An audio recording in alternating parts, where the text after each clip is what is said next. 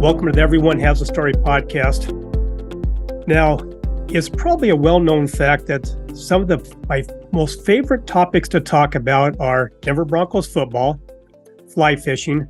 I love talking business, but I also love talking about food, and not really the idea of recipes and what's on the plate of the food, but really the eating part, the consumption of part. And my entire whole life, everybody is in awe of how much I can consume at one sitting. It goes back to when I was a child. Everybody thought the joke was I had a hollow leg because I just always was hungry and was always eating, but not just eating a couple bites here or there. I was eating platefuls over and over and over again. It got to the point to where my dad, when we're meeting with the college coach, and he offered me a full ride scholarship and 100% of my tuition paid for to play tennis at this college, my dad wanted to negotiate and said, how about if I pay for the college tuition, you pay for his monthly food bill? And then 2 or 3 weeks later, I end up winning what I didn't know that I was even competing in. I won the Hog of the Week eating contest of hamburgers at a local drive-in in my hometown. And then at college, I end up beating 12 very, very large college athletes at an all-you-can-eat contest. When I got married, we're down in Florida for our honeymoon. We go to this restaurant, buy some water there. We have some hors d'oeuvres. We have a couple cocktails. I'm now feeling like I could eat dinner. So what do? I order the 1 pound hamburger with 1 pound of fries. And then on top of that, when the manager came up to congratulate me on eating the whole thing, he asked if there's anything else. I said, yes, I'd like to have that extra large banana split that was their specialty of the house.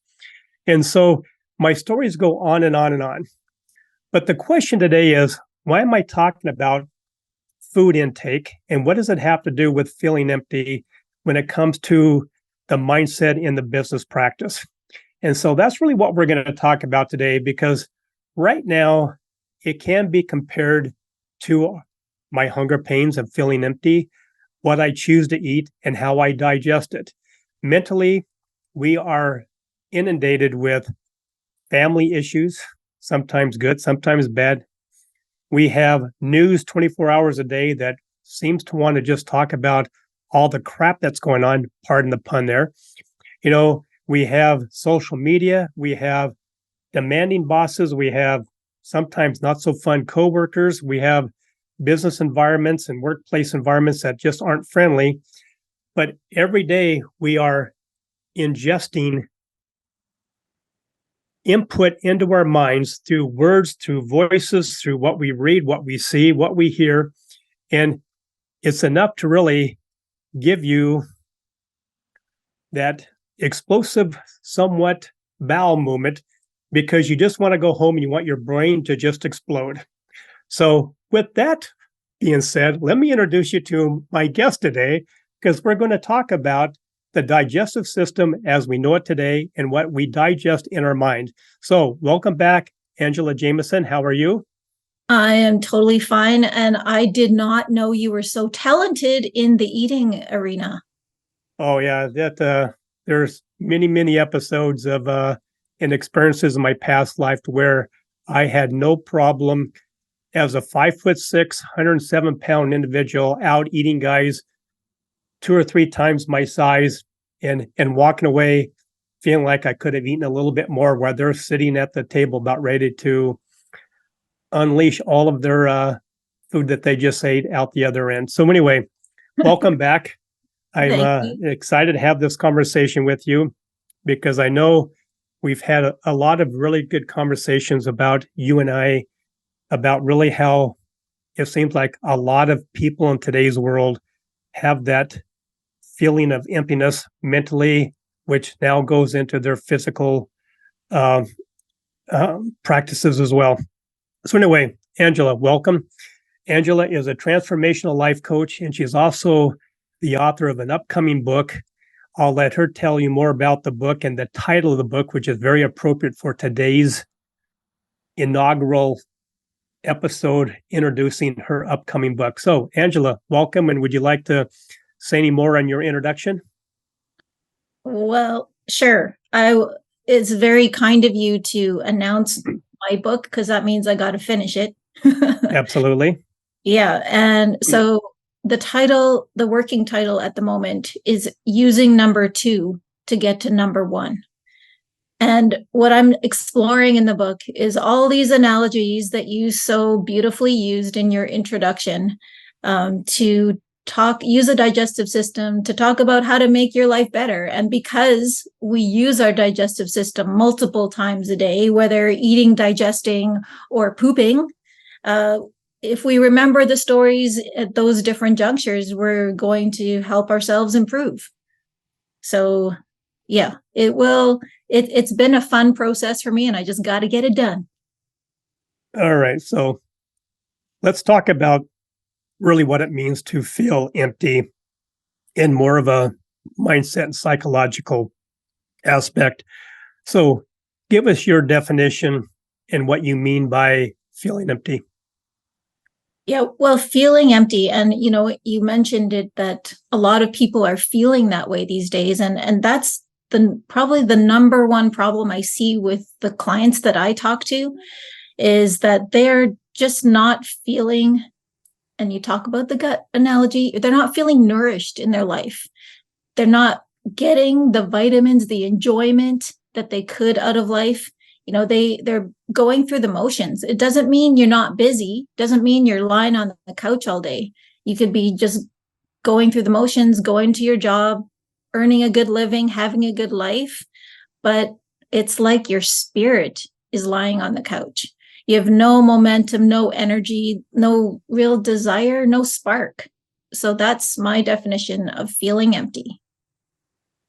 I know we're going to get to the conversation regarding the toilet here in a little bit later, but is it possible, when you use the analogy of just no spark, laying on the couch with no energy, could that energy also be being flushed down the proverbial mental toilet as well? Flushing your energy down the toilet. Well, when you have a really good dump, and I'm just going to say that in a very crude way, man, do you ever feel good? Like, sometimes there's a good part of being empty, when you are filled with crap and you need to get it out. That's another topic for another podcast, of letting it go, right? Letting it go. Definitely, yes, flushing your energy down. Your body's not absorbing what you're giving it. And also the whole concept of garbage in, garbage out. Maybe you're not ingesting, when you talked about the thoughts, your activities that are not actually feeding you properly.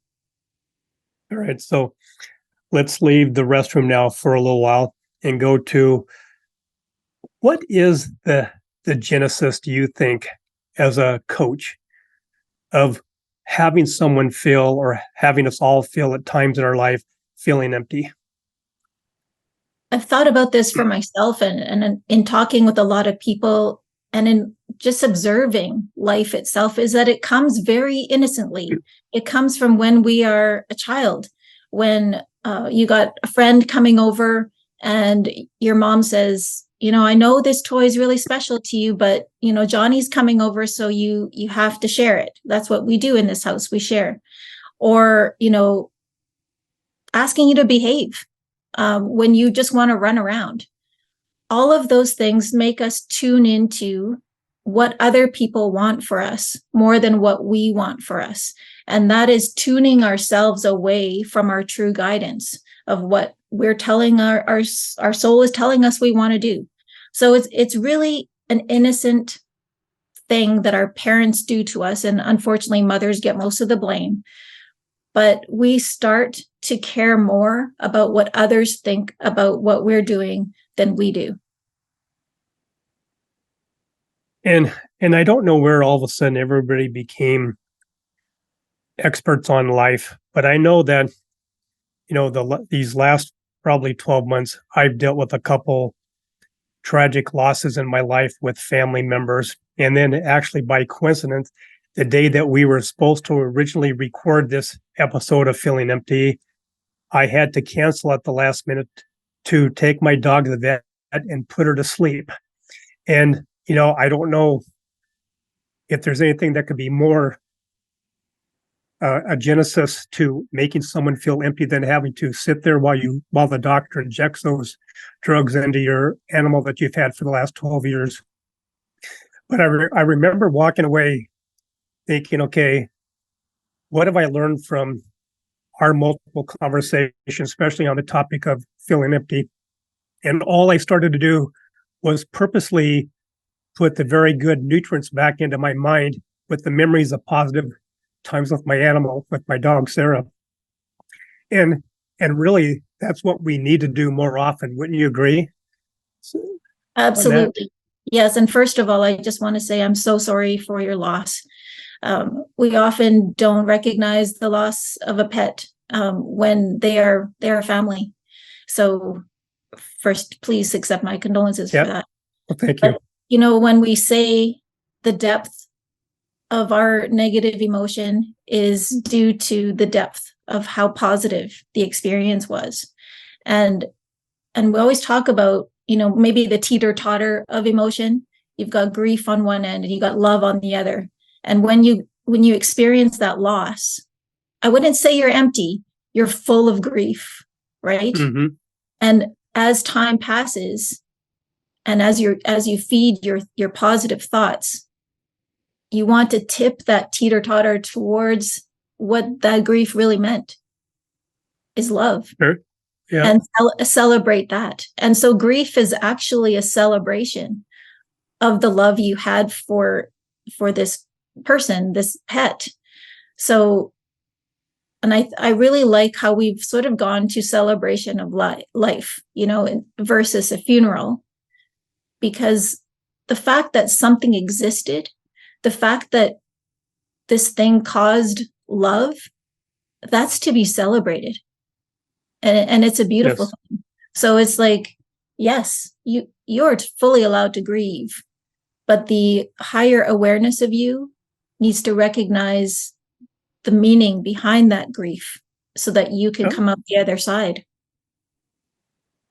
So let's move this conversation out to the business community and the business environment, because that's really who the audience is. They don't need to see me wiping my eyes here throughout the whole podcast. I love watching your eyes. You got liquid love flying out there. There you go. So tell us now, how does this feeling of emptiness, how does this apply to the business community? Well, and the people I'm talking to are mostly engineers and science-based professionals who work at a company, and they're feeling empty. And so it's happening. And when I examined it, I was thinking, when we get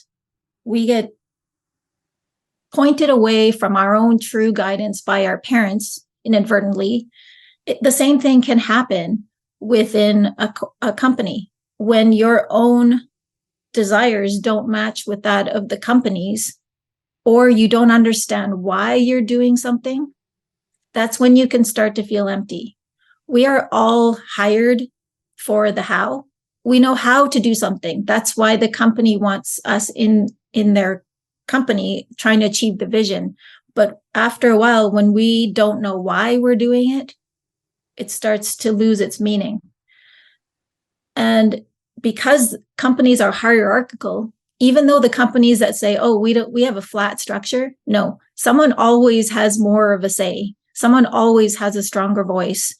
So because there's always that looking for confirmation, validation, we are guided away from ourselves if we don't understand the big picture. Okay. So now let's go one more depth into that organization. The most important, I think, component of every business is not the product or service, but it's actually the people that work there. And I hate using the term the most important asset of the business, because the individual should not be compared to an asset. That's a balance sheet item and not, the title of a human being. But let's talk about those human beings that make up the workplace environment. And so, how does feeling empty really apply to them on an individual basis? And I know there's frontline employees, there's managers, mid-level managers, and there's owners or CEOs. So walk us through how it feels with them. Yeah. So regardless on whatever level you are in a company, you have to take personal responsibility for your emptiness. So if I can go back to the gut analogy, the eating analogy, when we're young, our parents feed us within their envelope of knowledge of food, and we don't have much choice, especially as a baby. And people do the best they can. What was it, 50 some years ago? My mother-in-law was feeding her babies meat at 6 weeks, and when I was having kids, you don't feed babies meat until over a year old. So people do the best they can with the knowledge that they have. So even if you were fed crap, it's okay. They were doing the best they could. And as you grow older, even when you're a kid, you start to have preferences. Like my kids don't like tomatoes. So even though tomatoes are within my repertoire, I don't force it on them because I'm just wasting food. So, and then as they get older, when they get out of my house, they don't ever have to buy a tomato if they don't ever want to, right? So whatever they're putting in their face is going to be their responsibility. And as we go out on our own, the thoughts, the filters in which we look at life are all our own responsibility. So when we're in a job, if we are feeling empty, we need to take responsibility for why the emptiness is there. And I don't know about you, but when I look on LinkedIn, there's so much about my boss doesn't give me enough credit, or my employee died or my colleague died and HR is in there trying to figure out who's going to replace them. And then the memes about, quiet quitting, or don't, the only person who remembers that you stayed up late doing emails are going to be your family. There's truth in everything, If someone leaves a position, you got to fill it. But they were a person too. So you are worthy when you're sitting in that desk. You are making a difference when you're sitting at that desk. Your colleagues will remember you if you suddenly leave, whether by death or by choice. So it sometimes takes a reframing of why you're feeling empty. You're usually looking for validation outside yourself. Your boss doesn't recognize you. Your colleagues aren't recognizing you. That project that you finished that you were instrumental in, you didn't get a bonus for. All of that stuff is external validation. What everyone has to look for is, what do I need inside of me, knowing that a job is only part of who I am? How can I make it work for me better? And that answer is going to be different for everybody. And that's why I like to guide people to listen to themselves. And because your answer is going to be different from mine. And I don't have any right to say that your answer is not good. Because just because you like salami, and if I don't, I have no right to criticize you. Because there's lots of salami in the world to be eaten. So go hard. Absolutely. And I'm sure that if I really thought about it, I probably have eaten a lot of salami in my life. So, but let's talk about, that way of communicating, either through our actions, through our voice, through our words, or just sometimes through our non-actions. But, as a leader, as, running a company, managing individuals, number one, you need to know what everybody's expectations are. And it needs to be both from the manager and owner standpoint, all the way down to the frontline employee, what they're being judged upon. But then also they need to be known through their own individual experiences, what they what they like, what they don't like, how's the best way to communicate one message with one employee, which could be completely different than delivering the same message to another employee. And really, what's the long run going to be? I love the story about there's a famous NFL football coach from the 50s and 60s named Vince Lombardi, who was really revered as really a very, very good, successful, world championship winning football coach. And there was one story about when his team was getting ready to play their playoff game. And typically in the States, when the playoff season it's either late December or early January. And this coach of the Green Bay Packers, they're up in Wisconsin, which is really the frozen tundra of the U.S. at that time of year. So they're outside practicing, getting ready to play in their playoff game. And he saw that one of the star players was not really trying as hard. And it was really starting to affect the attitude and the whole level of practice with the whole team. And so the coach in front of the entire team walked up to this player who was an all-pro, grabbed him by the collar there, and he said to him, he says, "Son, if you can't get fired with enthusiasm today, you will be fired with enthusiasm today." Yeah. And, and to a bunch of animal athletes, professional football players, who are meant to be out there because of their toughness, forget the environment, forget the weather, forget how cold it is. They're out there to show how strong-willed they are, how physically strong they are, and a little bit of cold temperature should not affect the level of their practice and their game. But that's the environment that they chose, being on a football field of other gladiators. The workplace today is not gladiators, or definitely should not be gladiators. There might be a couple gladiator salespeople that you want on your team that's going to go and beyond and make those sales that the company desperately needs. But the fact of the matter is, not everybody's a gladiator. Not everybody wants to be a gladiator. So the environment should not be an arena, to where the weakest person is going to be put to death. It's really an arena where it should be a team-like atmosphere. And so I want you to put your coaching hat back on, and let's talk about some of those detailed steps that individuals and organizations can take to really reduce or even get rid of entirely that feeling of emptiness with their employees who are individuals. Right. So I think we talked about, as you get higher in the organization, you're higher in the hierarchy, it is your job to make sure people know the why. When you're C-suite, or CEO or president, if you don't take the time to envision, you don't take the time to dream, you're too muddled in the how, you're not doing your job. You're not doing what they're paying you to do. You are at the top to be the visionary. So when people are micromanaging, that's when they get too involved in how. And that's when you need to take a step back and say, hey, my job here is to dream.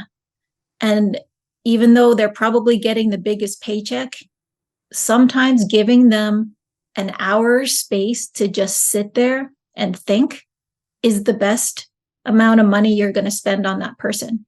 If they're too involved in the daily organization and the running of the business, that's not the best use of their time.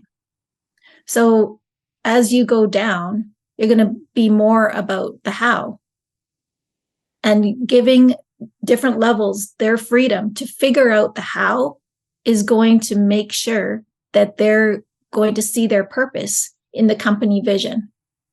So I always tell people, if your employee seems to be lacking in energy around this, they're either in the wrong position, so it's not the best application of their trained how, or you're not telling them the why.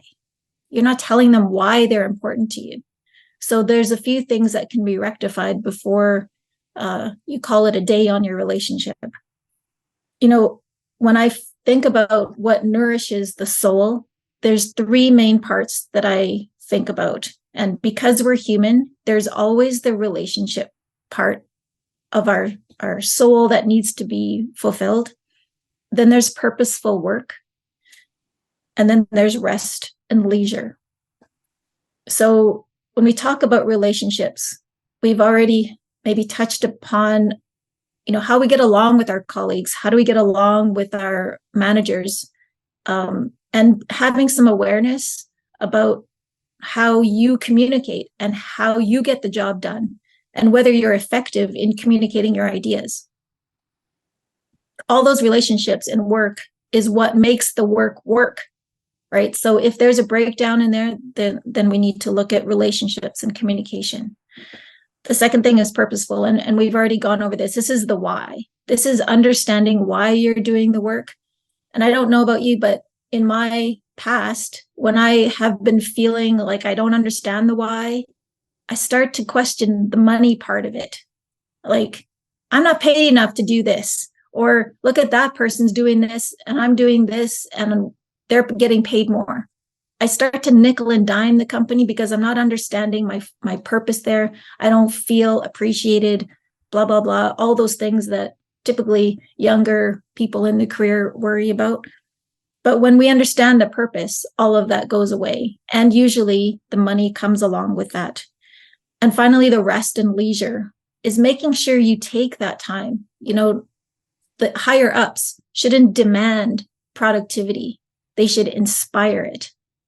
So giving people the autonomy, the ability to make the decisions on how exactly to make your vision come true, that's a gift. It's like, I don't know how you guys are going to do this, but this is what I see. And this is why I think this is a good thing. And then you will see the wave go through your company of, we got to achieve this because this is the reason why we're doing it. Let's go. And everyone throws their talents on the table instead of hiding them because they don't feel appreciated. So getting those three factors right in your company just makes productivity fly through the roof. Well, number one, that's a good sound advice. And as you were verbalizing your thoughts there, all I could picture is that how when I first had the thought about creating a podcast called Everyone Has a Story, I never thought or I never dreamed of that we'd be talking about intake of food, digesting food, going through the bowels into the sewer system. So I hope this is no reflection that my podcast of over 200 episodes has now hit the realm, the crap in the realm of the sewer system. But here we are. We're just getting started, Roger. You're just getting started. I know we are. and I can't wait for the next episodes that we are going to further get into the deeper bowel system and really what that process looks like.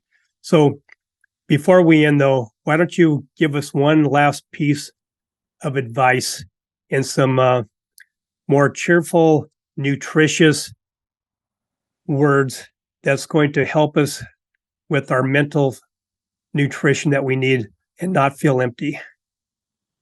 Okay, well, the biggest piece of advice I can give, and this is based on what I think in previous years, people were happier with less. And now we care more and we demand more. And what is the reason behind that? I think it's social media. We can now compare ourselves with more people than just with our neighbors who we all might live in a house with a white picket fence, right? We can now compare ourselves with someone else across the world and we see more and therefore we want more.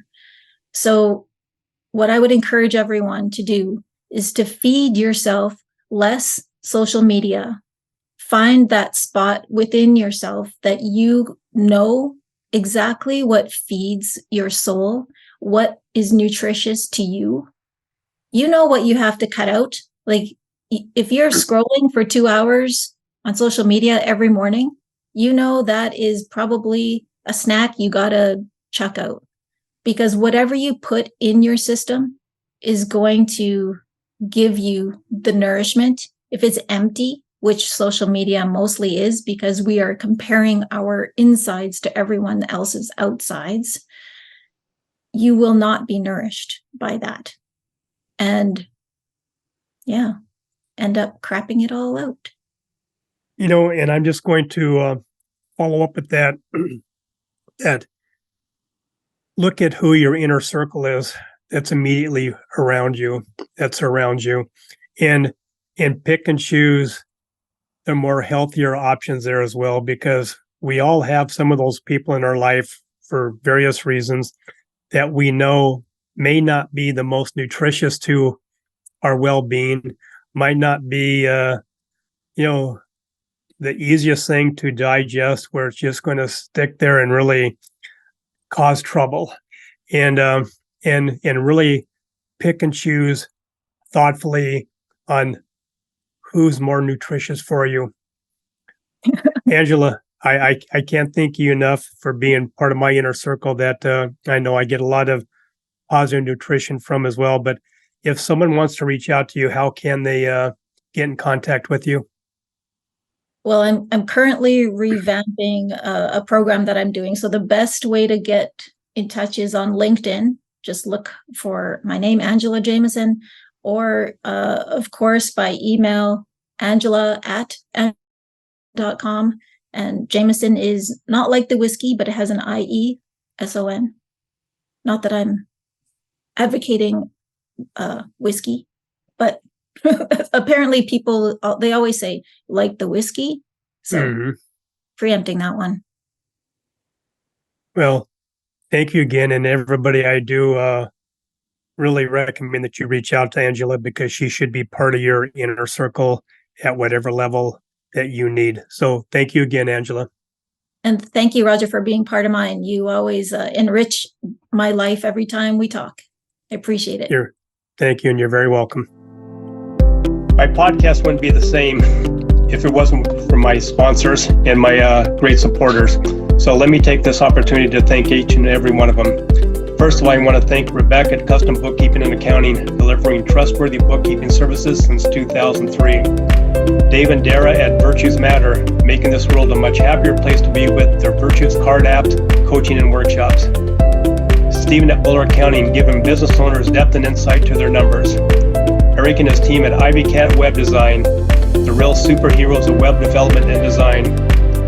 Jennifer and Jean at the Seavers Real Estate Team, serving Pierce and Kitsap counties with their home buying and selling needs. Maury at the Maury Method, the world's only brainwave entrainment engineer, helping everyone have more clarity, less stress, and overall better brain health. Priya at Pivot My Profit, helping individuals and businesses have better control of their finances and more money at the end of their day.